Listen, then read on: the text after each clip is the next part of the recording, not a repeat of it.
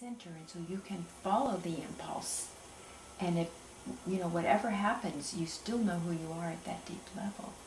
To me, that's what silence offers us, and it is essential.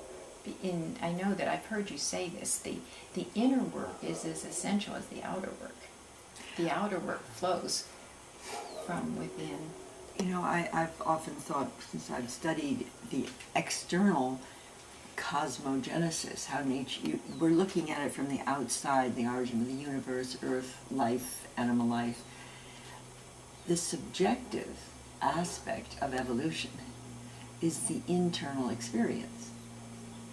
And we don't know the internal experience of early life forms and animals, but we know that the more complex the organism, the more internal subjective experience is there. Mm-hmm. And it has built up in humans until we are experiencing, the whole universe, and we're looking at it externally. But if you experience it internally, you are all of that. Exactly.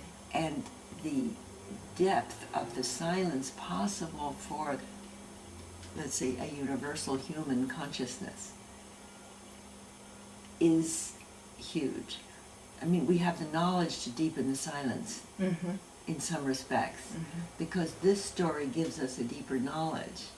Absolutely. And it gives us not only of our sequence, but of the trillions of galaxies out there. Mm-hmm. I mean, it's totally phenomenal what you think would be inherent in the silence on a universal scale if it's all non-local. Mm-hmm. So you're touching the hem of a huge garment here. Mm-hmm. And I think, Alice, that one of your gifts is to help us deepen the meaning of silence mm-hmm. from an evolutionary perspective, mm-hmm. because it's not usually thought of mm-hmm. as picking up the core of the spiral. Mm-hmm. It's more usually the eternal, the oneness. Mm-hmm. But when I hear this, particularly in the light of the core of the spiral, mm-hmm. I'm also getting the evolving aspect of the divine. Mm-hmm.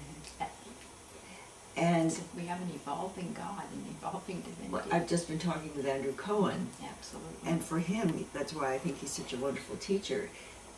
The sacred, authentic self is the one that's picking up that core and therefore gets motivated to complete giving of creative action. Well, however that be, from being a mother, a gardener, a futurist, an airline pilot, or, God knows what. We have to learn to trust that within ourselves. One of the things that formal religion, in my mind, that with all the many good things that it did, because formal religion actually gave us an identity which we looked for, it fulfilled our longing to belong. Mm-hmm. But one of the things in my life, anyhow, I had this message that I couldn't trust myself. There were outer authorities, and they were the ones that, and all along I realized that there's been an inner impulse in me, and that an inner voice in me that I've been wanting to give myself to, but then this outer authority, well, who's saying that? You can't trust yourself, that could be, your ego. But I remember years ago thinking about God and who is God, and I remember thinking, why, there isn't any beginning, middle, and end, as though there's an ending. Even God doesn't know what God's going to be. I remember that was before I knew anything about evolution, but then I remember thinking, that's heresy. You can't say something like that. No, God's out here, and there's a whole big round picture, and it has a beginning, middle, and end, and it doesn't. And so I learned to trust that now, which is why when you came along, I knew you were coming at just the time when I needed to break through this. Can you tell me what you mean